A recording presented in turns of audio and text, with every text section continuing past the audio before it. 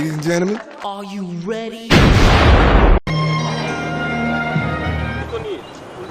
अरे भैया लाइट जलाओ, मैं काला हूँ और काला दिखाऊंगा। हमको देख रहे हो तो अरे ये सही हम लोग हैं तो अरे काली वाली आ रहा हूँ।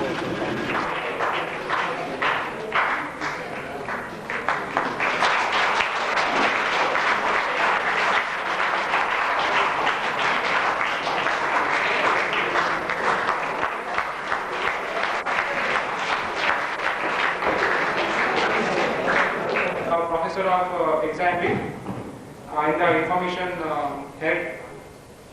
Let me have this opportunity to invite our Honorable Dean, Professor B.S. Barlow, to give a small talk for the seminar.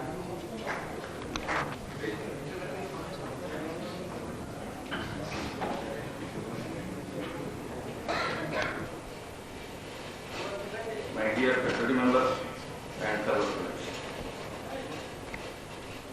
It is always a pleasure, as you know, to be with my students.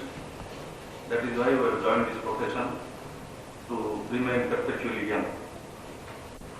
I had been to Delhi for a few days, and when I arrived yesterday evening, a pleasant surprise was awaiting me, and the students gave me an invitation that there will be a function today in Swasti Plaza. The students, engineering students in particular, and CET students in particular, they want to do in a grand fashion, and they have done organized a function. I thank the organizers for holding such a nice function.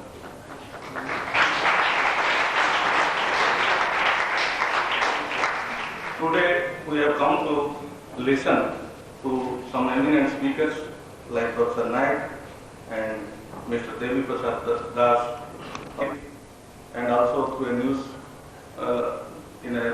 published in a notice board.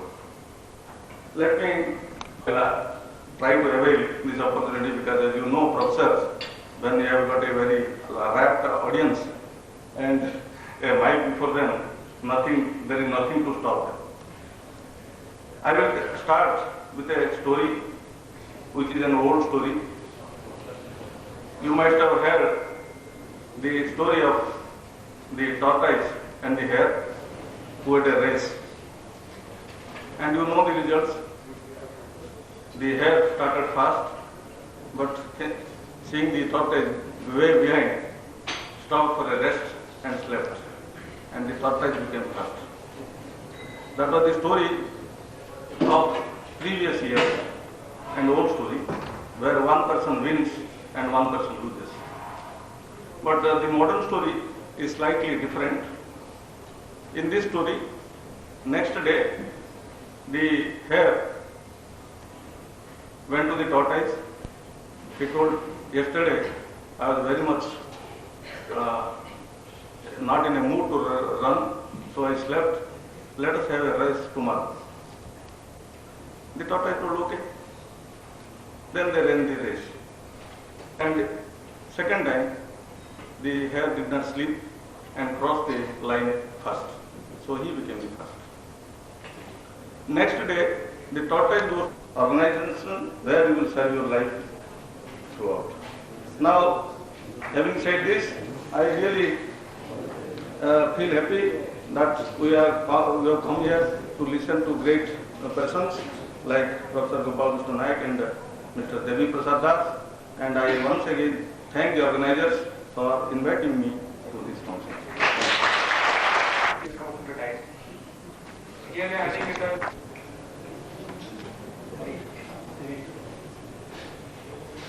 there was certain manner to please give a small talk of them. Actually, this is like for me this is like an opening band. I just came in and asked to speak. So when I just was addressing to a group of Infosians, okay, to be Infosians who are joining us tomorrow in the other room. There's a group of 100 students who are going to join us. And we're just looking at them, I was thinking they're so happy that, they got an opportunity to work for Infosys and the development center head, the HR head, and all of them are there to welcome them. Right? And their parents, they're all elated looking at the response, and we have given the initial accommodation for 7 days here in Swasti Plaza. So they are all very happy about the care that's been taken by the company for for their children. And they are all in smile, they're all anxious also. What is this going to be from tomorrow onwards? What's the training period? Things like that. But there was a great sense of achievement that I could see in them. They're all happy to be, and they actually they have made it into Infosys, and they are bound to be happy. They have a reason to be happy.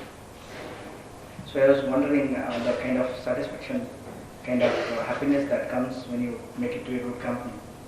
And I believe all of you are wanting to do that, isn't it? Right? And you want me to speak on that, how to make it, isn't it?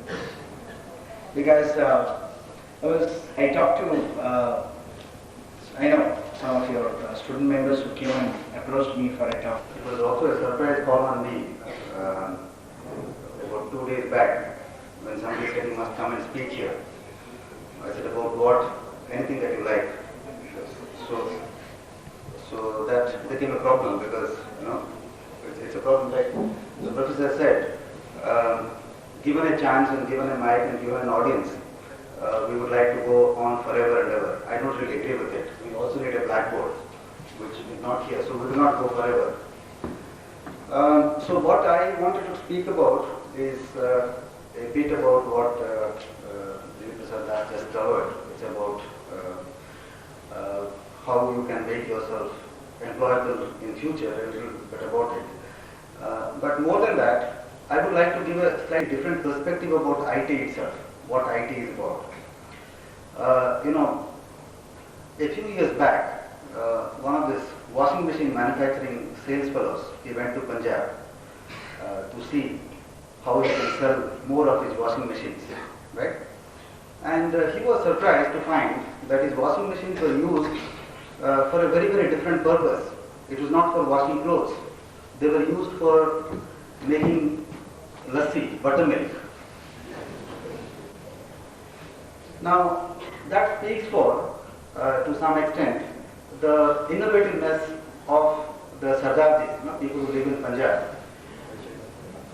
That any tool that is given to you can be used in a very, very flexible way. It can be used in a very, very flexible way. And IT, information technology, is a very, very flexible tool. It's an extremely flexible tool. Compared to any other tool that we have seen in the past, any of the great innovations that we have seen in the past, which have changed the life of the people, the information on the door of each client, and then they will get it. So the big Infosys today that has come about, it is not all, it has not happened just like that. Somebody has actually put in a lot of hard work. He has put in a lot of hard work. He has used this scooter. You also use scooters, but he created Infosys. What will you create? Think about it, right? Now, the second point that I wanted to talk about is that Software market. I mean, whatever knowledge I have, through talking to senior professionals or from newspaper. Actually, I am not probably competent enough to really reply this question. Before a couple of days, there was, NRN Murthy had said that, unless the government comes up with proper infrastructure and, facilities for IT, China is going to really, take a major share and go ahead. It will do better than us in IT. But I think what we are talking about is the collaboration. Infosys is trying to, open up offices in China so that we can have the Chinese working for us, in a more cost-effective manner. So it's kind of a win-win proposition. That's what we are looking at. Go in solving the employment opportunities and increasing the GDP if balanced approach is applied to jobs and profits. Now, ultimately, we require two kinds of people. One kind of people is job seekers, other kind of people is job providers. You know, at one time, the thinking was that we will all be job seekers and the government will only provide the jobs. The government will be the job provider. That was the thinking for a long time. That is no longer true. Government doesn't recruit people, and even if government offers jobs, people with little self-dignity don't join them. They are too ambitious to join really government kind of jobs. So, entrepreneurship has to come automatically. It is going through a bad patch, but it was a very thriving industry a few years back. It was done because, the caste reforms that happened in the south much earlier, that is happening slowly in the north and slowly also in Odisha, all this reservation and so on and so forth.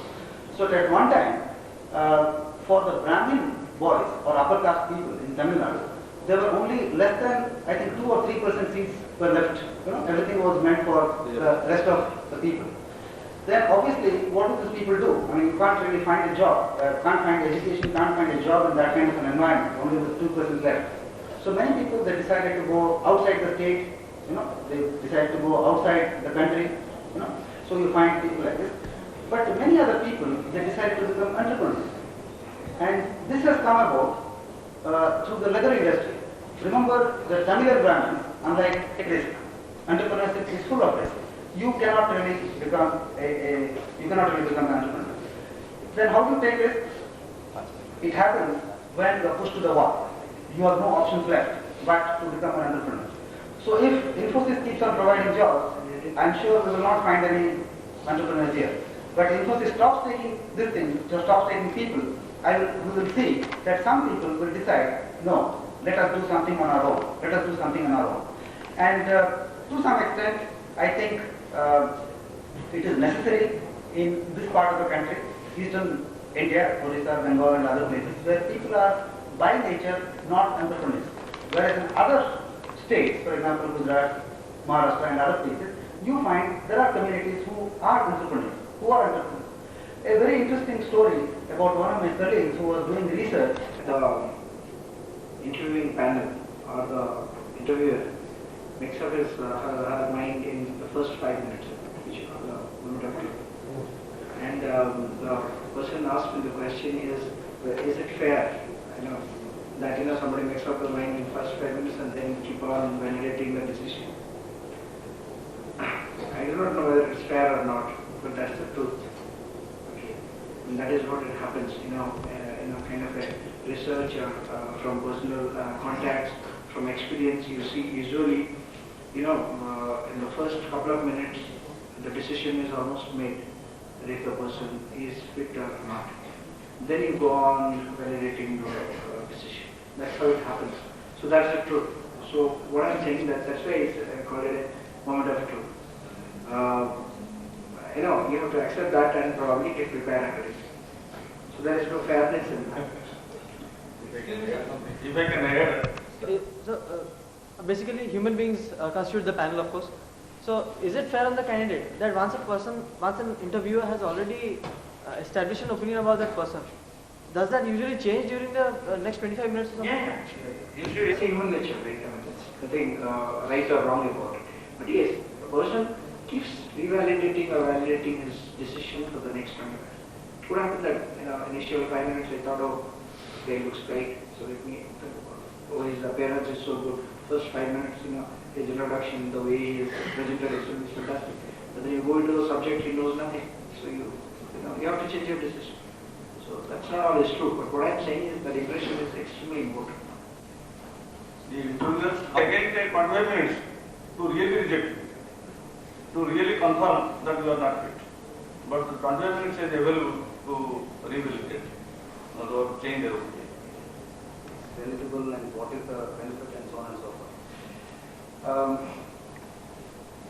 See, we provide an alternate career opportunity, right? IT is one form and MBA is another form. It's an alternate. Sometimes it's not an alternate, it really complements the same kind of thing. Now, of course, I come from a business school, so it's my job to sell MBAs. My job to sell MBA.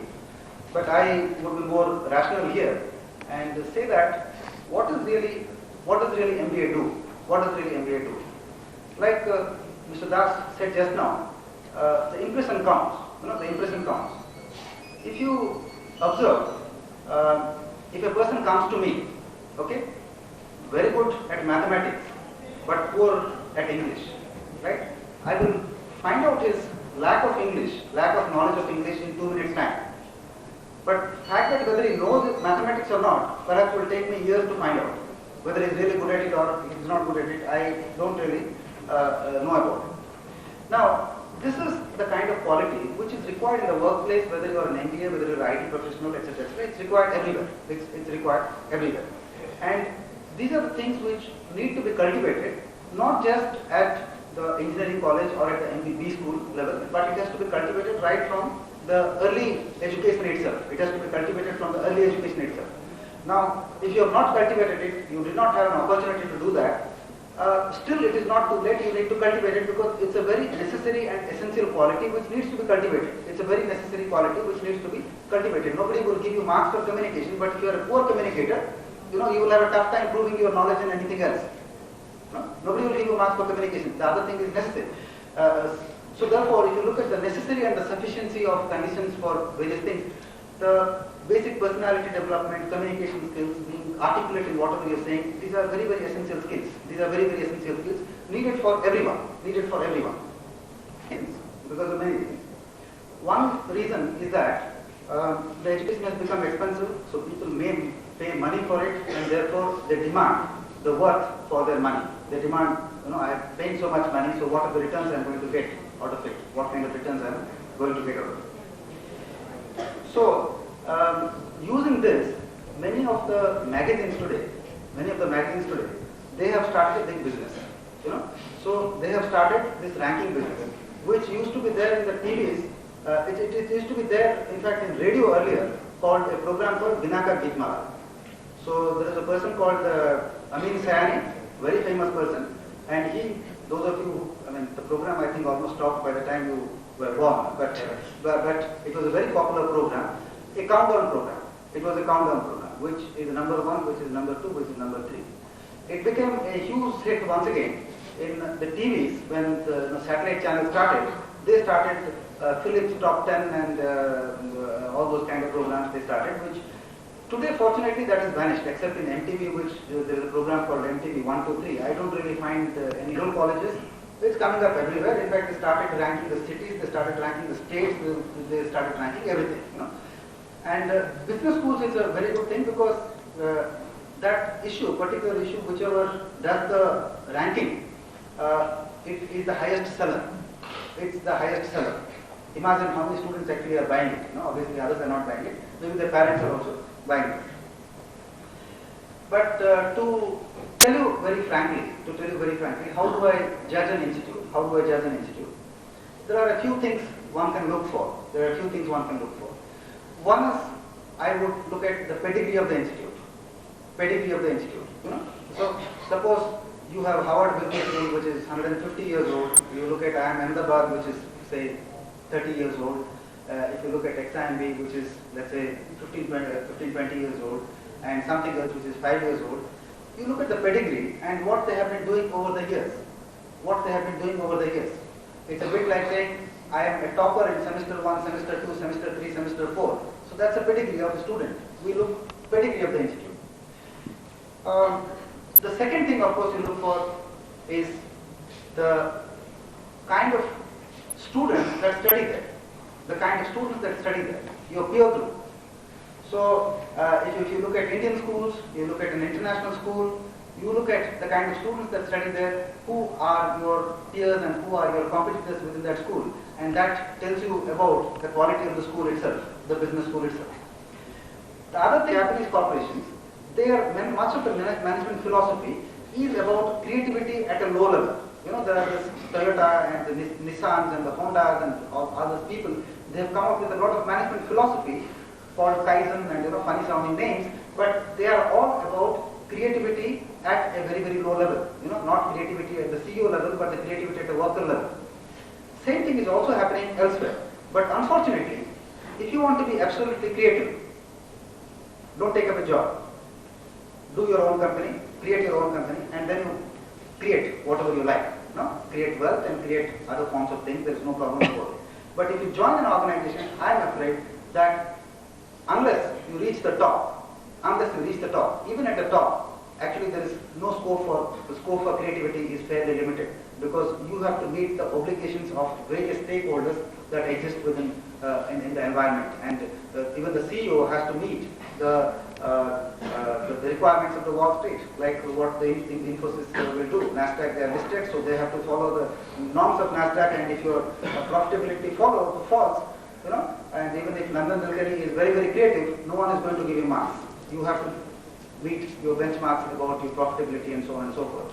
So creativity, to some extent, in my view, is stifled in an organization. How to do it is that you have to find out your own strategy, and I can't really tell you how you can exactly do it in this 2 minutes itself. I mean, everybody has to find his own strategy about how to remain creative within an organization that essentially tries to put processes which try to reduce creativity, There is no impact of WTO. What is this? The World Trade WTO, World Trade Organization. Why are saying after the demolition of World Trade Center, right? Somebody has written World Trade Organization, so it's got confused. It would be center, right? Yeah, so WTO, after WTC has no impact at all. In fact, the business has grown, and I don't think there is any. There has been impact for different reasons. I mean, because they say that all the jobs are going to offshore India, and the US itself, the unemployment is going up. So that is a concern, not this terrorist activity. And why don't you give preference? I heard from a rumor that you give preference to average students rather than those who score high percentage in semesters. How far it is true? I don't know if I have told you. I mean, if I told you that if the student looks average means he must have cleared more than 65%, right? Throughout his career, his or her career. And just now it is 65, it was always 70%. So, I mean, anyway, beyond 70, if you want to call someone average, that's fine. But it could be that, he or she would have, as I told you, other extracurricular activities, or could be having a right attitude, or could be good in communication and things like that. So, there could be a possibility that, or he would have simply cleared the test, having 70% also. I mean, so that could be. But there is no bias as such. Why don't you give preference to computer science and computer and IT students to other branches, as you have an extra knowledge of the subject? See, it's very interesting. The only thing is that you should be able to prove in the interview that you have an extra knowledge. Unfortunately, most of the guys fail to do that. So therefore I told you, I mean, it's unfortunate that we take a metallurgy guy. I mean, we are doing a damage to the probably metallurgy industry, or or to take a chemical engineer to the chemical industry and forcing him to be a software engineer. What happens is that this guys clear the test, we find them very good, so we take them. So the moment the computer science guys come up and they have really good knowledge about the subject and all, we had, obviously we will be happy to have more computer science guys than any other branch. Who do research, why some people succeed and why some people fail. And we in the diet belong to the third category, and we have elaborated why people succeed and why people fail. And I hope you will take a cue from this and accordingly for frame your work life.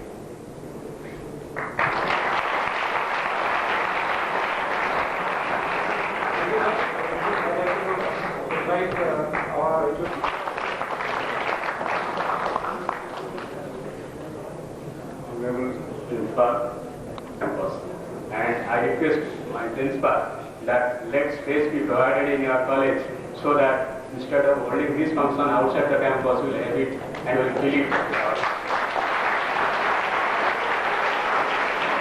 Inter-college quizzes and inter-college technical contest. And this time we have only sent 2 students to Bhubaneswar college, and that facility should be extended to our students for expenses other that one teacher will accompany. And I request our principal that in technical quizzes and technical contests in other inter-college competitions, our students should be facilitated for that. And better confidence. They don't require the self-confidence. They have their self-confidence and they can excel in any field and anywhere.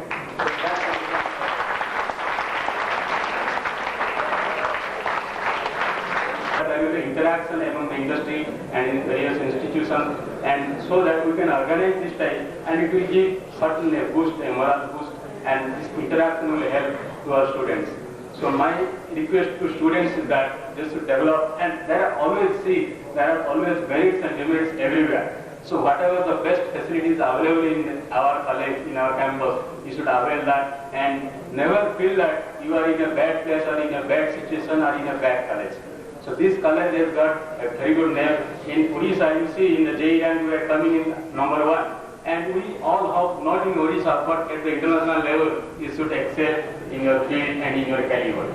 So,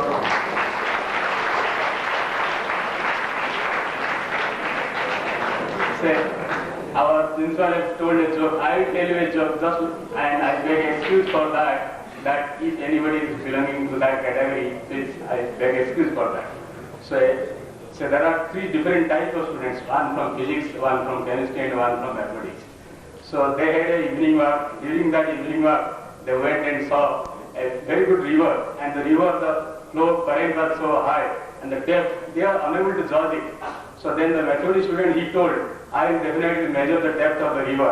How much depth is this? So he jumped in the river, and after 5 minutes, he will say it didn't turn up, and it didn't come out. So then the chemistry students, he told, I know the human body is soluble in the water. And then after 5 minutes that fellow come out and told, I am sure they have the professionality. So thank you all of you, and I... The incident was not just to illustrate what is professionalism. It's not that I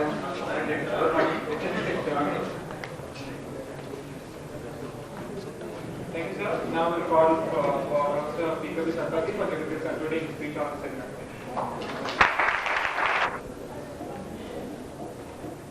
Working in industry in different capacity for 20 years and then joining teaching, I found myself, I had the interest to teaching, but I found myself little out of space because by this time the technology has developed so far that I am much behind the thing that was what we were taught.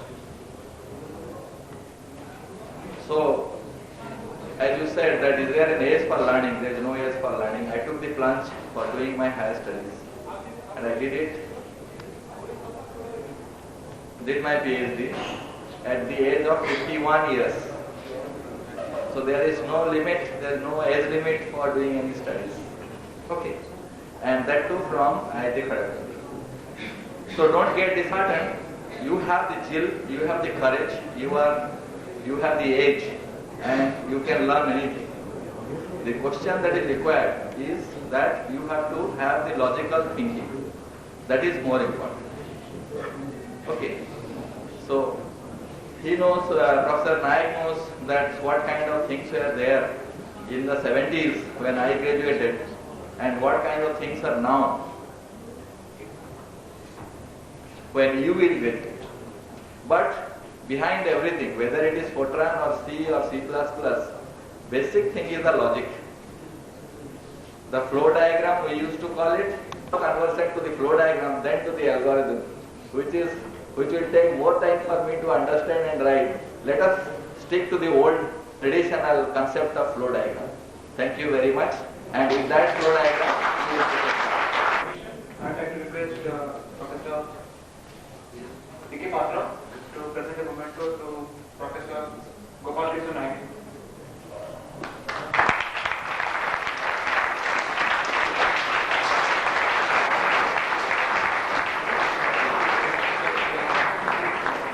After the concluding speech, I'd like to invite Mr. Dev Prasad Das, who is the HR of Infosys, Bhubaneswar, and Professor Gopal should always go on. If we are not getting to campus in the final year, there is definitely one other gate open to us, that is MBA. So finally, I am thankful to the sponsors, LCC Infotech Limited, giving a cutting-edge course apart from professional course. Secondly, the Carops Limited, and thirdly, IMS, Management, a career option. And thank you all.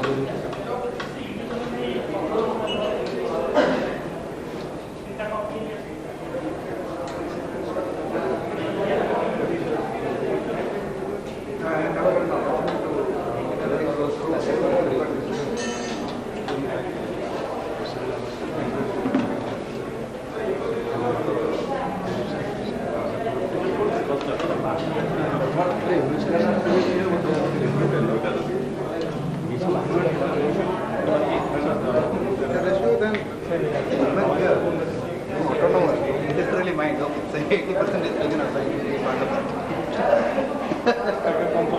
Not concerned. 10% is a problem actually. So they have to get into that.